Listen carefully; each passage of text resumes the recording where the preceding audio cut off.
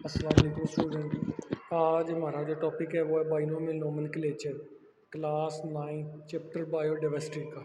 ठीक है, ये लास्ट टॉपिक है और ये बड़ा इंपॉर्टेंट लॉन्ग क्वेश्चन है, बहुत इंपॉर्टेंट है।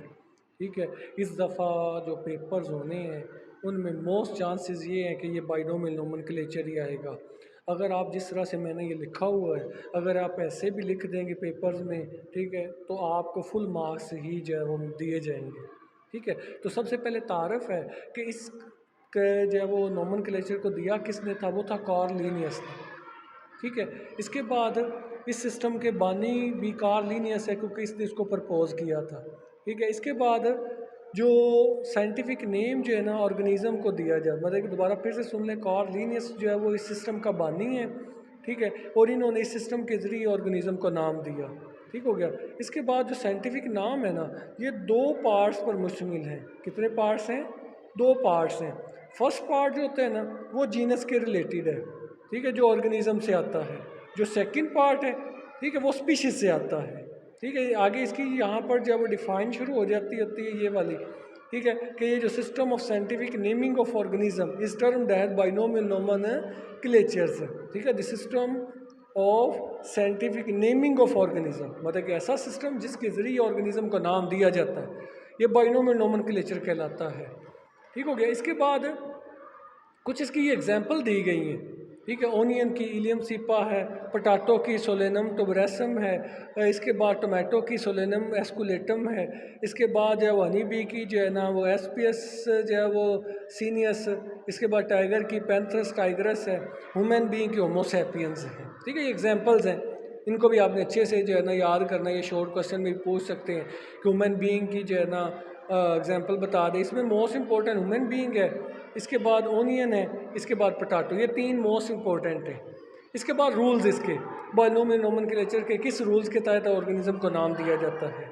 ठीक है, साइंटिफिक नाम देने के लिए, ठीक है, ऑर्गेनिज्म का जो नाम होता है उसको जो है ना वो लैटिन लैंग्वेज से लिया जाता होता है, ये याद रखना है। साइंटिफिक नाम देने के लिए जो वर्ड हैं वो किस ज़ुबान से लिए जाते हैं? लैटिन वर्ड से लिए जाते हैं। इसके बाद जो साइंटिफिक नेम जो होते हैं इसके दो पार्ट होते हैं। जीनस का, उसको जो है ना वो जीनस को पहले लिखा जाता है, इसके बाद से जो स्पीशीज़ को लिखा जाता है। दोबारा फिर से कि जो नाम नेमिंग होते हैं, ये नाम वगैरह जो वर्ड होते हैं उसको लैटिन लैंग्वेज से लिया जाता है। और हर साइंटिफिक नाम के दो पार्ट होते हैं। ठीक है, जो जीनस होता है, इसके बाद जो है वो स्पीशीज़ का आता है। इसके बाद आ जाते होते हैं कि हर साइंटिफिक नाम जो है ना, ठीक है, वो यूनिक होता है। हर साइंटिफिक नाम क्या होता है? यूनिक होता है। मतलब कि जिस तरह से देखें, हमने ओनियन पढ़ा तो इसका नाम है इलियम सीपा। अब इलियम सीपा और किसी का नाम नहीं है, ठीक है, ये सिर्फ इसी का ही नाम है। इसके बाद हमारे पास आ जाते होते हैं, नेक्स्ट है इसकी जो नेक्स्ट हमारे पास है वो है कि जो फर्स्ट पार्ट होता है नेम का वो जीनस का होता है, इसको जो हमेशा बड़े रूप से लिखा जाता है। जो सेकंड होता है, ठीक है, उसको स्मॉल लेटर से जो है वो लिखा जाता होता है।